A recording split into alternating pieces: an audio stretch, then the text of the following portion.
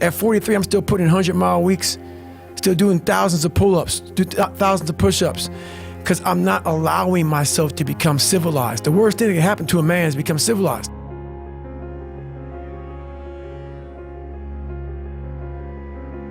I didn't have a motherfucker come wake me up at 3 o'clock in the fucking morning and say, hey, you gotta get your shit in. I had no trainer. I didn't have a nutritionist. It was the self-discipline that I had to thrive. No one said, hey man, you're 297 pounds, man. I'm gonna help you out. I'm gonna help, hey man, you're not smart. I'm gonna help you out. I had to work at all this shit. I had to overcome, and it self-disciplines everything. And if you don't have it, I don't look at you right, because I know you're capable of more. It's not discipline so much for me. It's all on you. It's all on you. The self part is what's big. We need someone to hold people accountable. Fuck that shit, man. Fuck that shit. We count on people too much to get us through shit.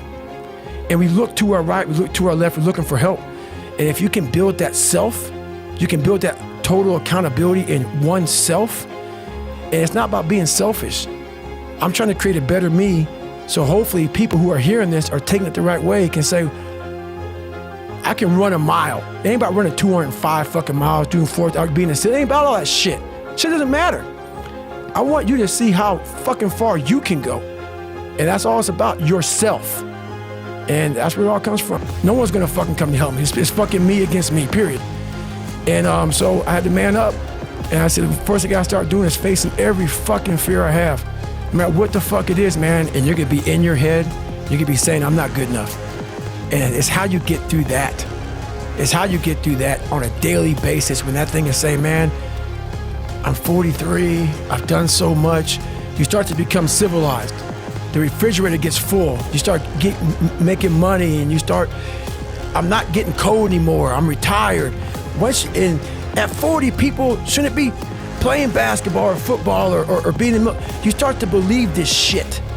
And it becomes in your fucking mind, like, there's people who are retiring, at 40-something years old or 30-something years old. At 43, I'm still putting in 100-mile weeks, still doing thousands of pull-ups, thousands of push-ups, because I'm not allowing myself to become civilized. The worst thing that can happen to a man is become civilized. You lose that fucking fight. You lose that, why the fuck am I doing this shit? I'm good. You ain't good, man. You ain't never fucking arrived.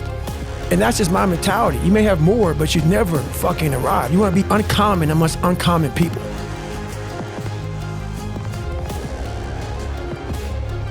People right now, maybe listening to this shit, they'll be motivated to go run.